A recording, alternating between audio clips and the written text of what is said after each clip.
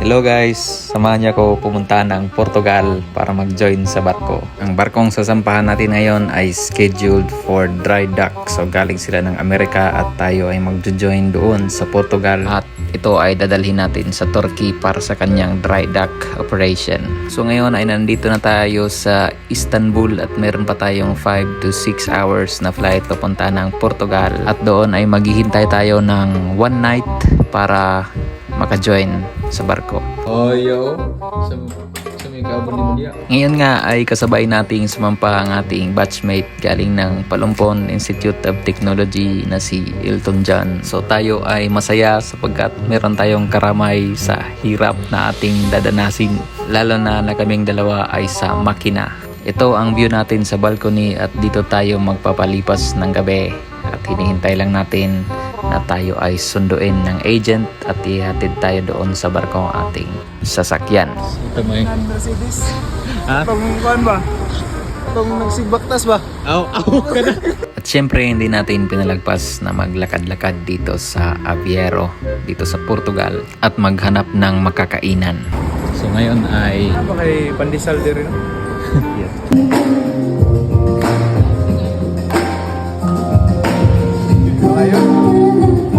Kinabukasan tayo ay sinundo ng maaga ng ating agent. At ngayon ay papunta tayo ng customs at pagkatapos niyan ay diretso na agad tayo sa ating barko. Pagkatapos ng 2 oras tayo ay nakapunta na sa ating barko at kitang-kita na natin ang ating pinakamalakas na second officer, si Mark Caicedo na nandun sa may taas. Ano kayang pagkukunwari niyang ginagawa niyan? Siguro nasa bridge si Kapitan kasi kitang-kita yan dyan eh.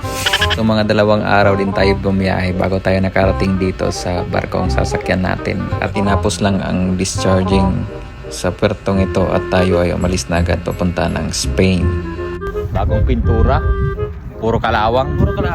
Yung second meet namin pinakamalakas galing Ormoc City, graduated from Palumpon Leyte.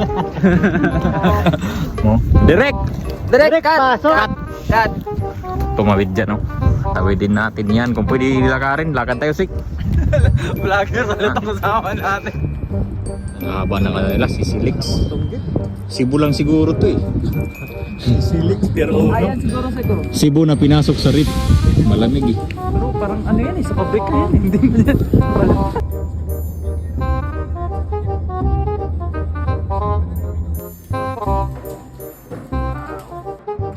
Pagkatapos ng kulitan, pasyalan, kainan at dito na naman tayo sa trabaho na pangmalakasan. Yan pala ang kapitan namin guys. Nang nakita niya kung nagbibideo, bigla siyang bumilis. Ito talaga si Tano. Pasikat talaga to.